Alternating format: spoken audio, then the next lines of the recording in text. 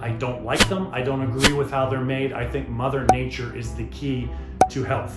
Spark is extremely important, and we got this from no other sugar source. So that's exciting what it could do, but it stunk and it smelled bad. So what we found out is,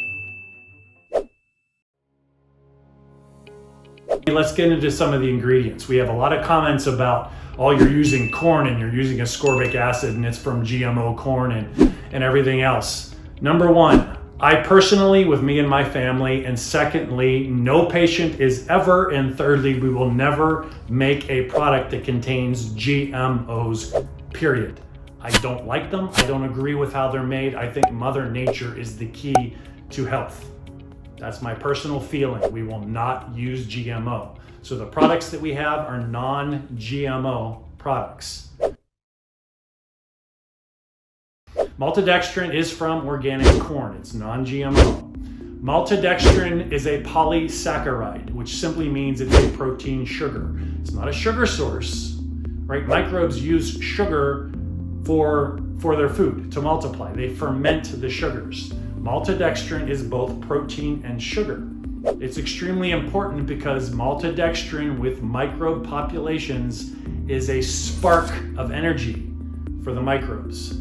Now let me explain. The spark is extremely important, and we got this from no other sugar source because we needed protein and sugar together bound. So the maltodextrin is a spark of energy to the microbes, right? It is absolutely necessary.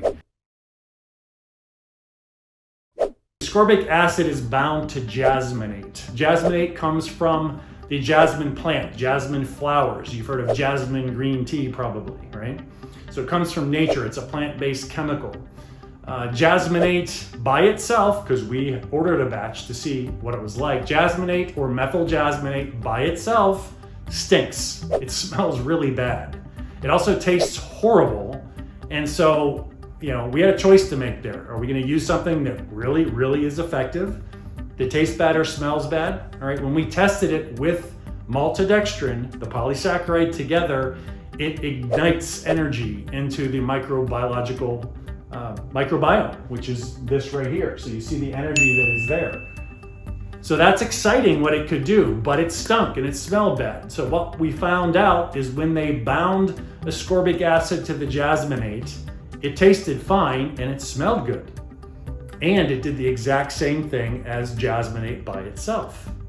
So from a scientific standpoint, to make something work, we needed a spark of life into it to make it work in everybody. In order to make it taste good and smell good, we had to tweak the formula a little bit to make it work, okay? There are no negatives that we have found with this. We had one person that turned on diarrhea and it didn't seem to let go until they got off the product. That is a detox reaction. It is fixable, but some people don't want to go through the discomfort of a detox. Less than 5% of people get a detox reaction, either a skin reaction, and the skin is the largest detoxifying organ of the human body, so it's a good sign if your skin starts to rash up when you take this, because your body's overly toxic and the microbes are starting to do their job and work, okay? So jasminate with ascorbic acid, right? Smells good, tastes good, highly effective with maltodextrin. Both non-GMO organic sources together create that spark of life to make the microbes do this, right? That's what's missing out of regular probiotics. That's what's missing out of liquid probiotics. They just don't have that spark of life that's needed to get into sick bodies and make them well. Okay, very important part.